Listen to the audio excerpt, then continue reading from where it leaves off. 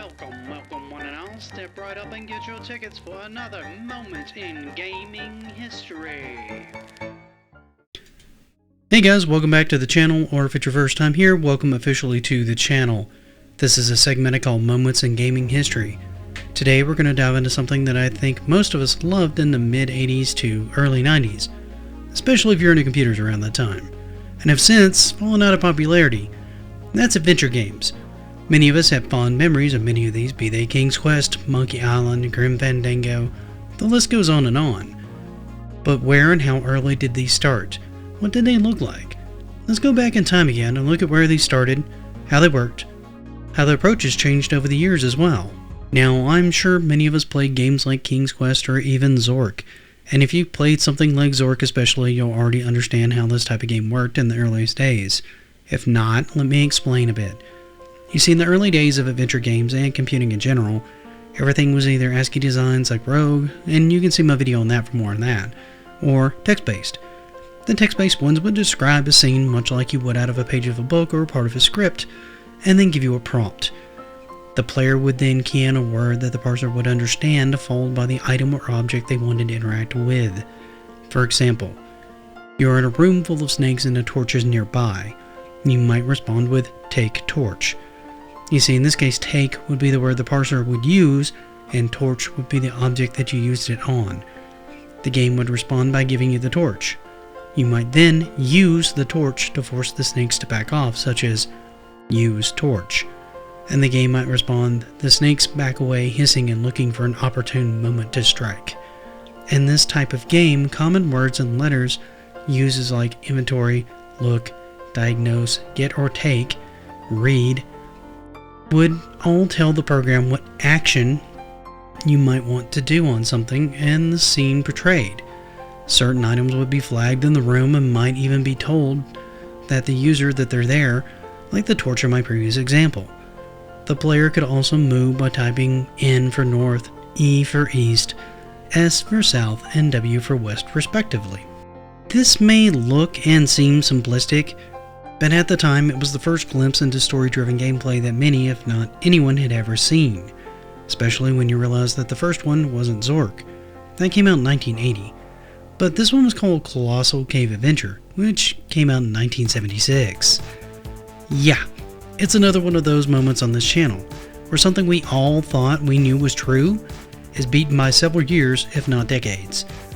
This game was originally called Adventure, or Advent due to character limitations on the operating system it was installed on. It was designed by William Crowther, who was a programmer and spelunker. For those of you who don't know what a spelunker is, it's someone that makes a career or hobby out of exploring and sometimes mapping out cave systems. In fact, it was this very hobby that gave him the idea. You see, he was mapping out Mammoth Cave System in Kentucky, when the idea of making a fantasy-based game focused around the way the cave was laid out came to him, and work began. Some 700 lines of Fortran code and 60k words later, Adventure was born and took off, capturing the hearts and minds of kids and adults alike, making its way even onto ARPANET, and surviving to this very day.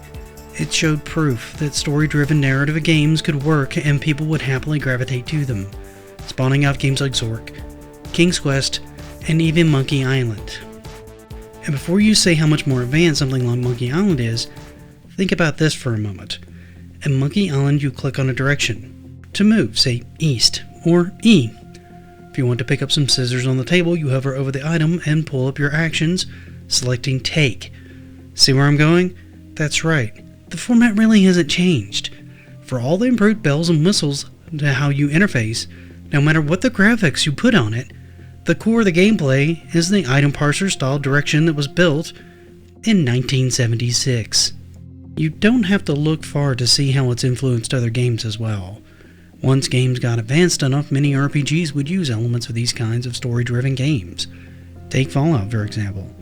Many of the interactions are dialogue-based, where you learn something and go talk to someone else, or get an item and hand it to someone else, or use it in a specific spot. Now, these games have a lot more mechanics like active combat and the like, but the crux of the storytelling and the drive of many of your objectives can go back to these early adventure-style games, which carved out a path by being a simple, interactive story that you can work your way through on a simple terminal.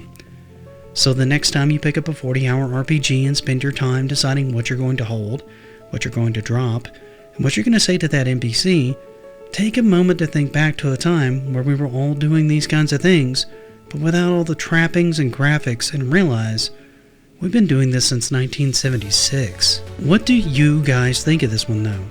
Did any of you have a chance to play it or anything like it? Do you still play games like this today, or do you prefer more action-driven games now? Can you think of other examples this game might have influenced over the years? And if so, let me know in the comments. For now though, thank you once again for spending part of your day with me. It really means a lot to me. If you could do me one more favor, please leave this video a like. And if you haven't, consider subscribing. That helps me out a ton. Until next time though, have a great rest of your day. And until next time, happy gaming.